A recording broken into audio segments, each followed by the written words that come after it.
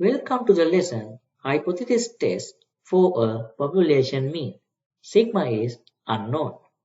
In a previous video, I discussed hypothesis test for a population mean when sigma is known. Let me check what are the differences. First, assumptions. We have a simple random sample from this population of interest. The population is large compared to the size of the sample. Second one, the variable we measure has an approximately normal distribution in the population. This assumption is crucial only for small samples.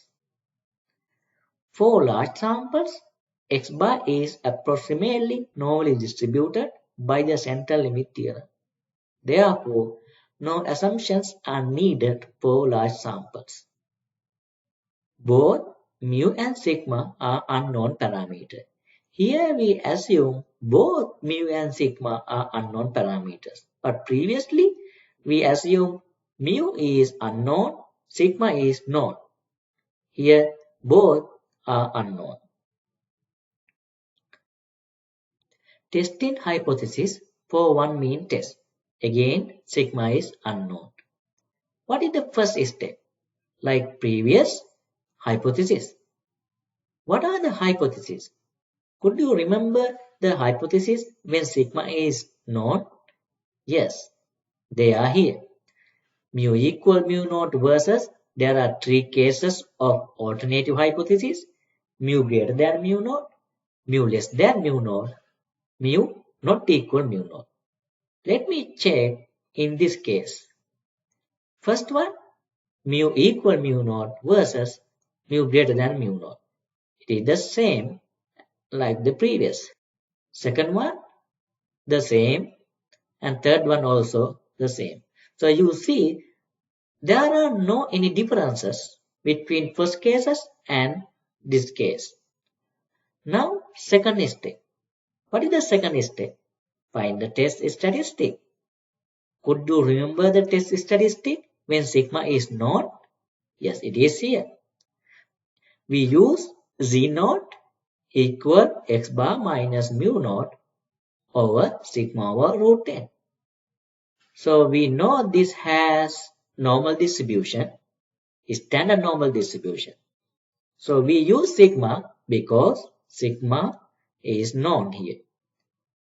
But now we consider sigma is unknown. Then can you guess the test statistic?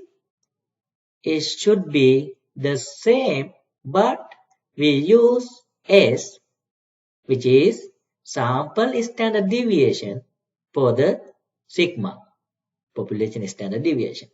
So when we use sample standard deviation S, we don't use Z naught or normal distribution anymore. Then we use T naught. It means this has T distribution with degrees of freedom n minus 1. In the previous video, I discussed the T distribution. Now, what is the next step? It is p-value. I will explain how to find the p-value in a minute. But what is the next? Next is decision. You know how to write the decision. H0 is rejected or H0 is failed to reject. It is depend on p-value. The last one is conclusion. The conclusion can be written according to the problem. Alright, now let me discuss about p-value. First one, mu equal mu naught versus mu greater than mu naught. So, what is the p-value? What do you think? Yes, it is here we consider Tn minus 1 curve and then we consider the T naught and area at the right. So, p-value is the area under the curve and at the right to the T naught. It means p-value is probability T greater than or equal T naught.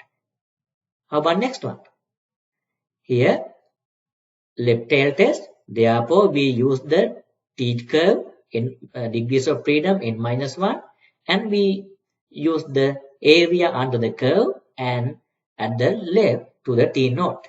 So we can find the p value. P value is probability T less than or equal T naught.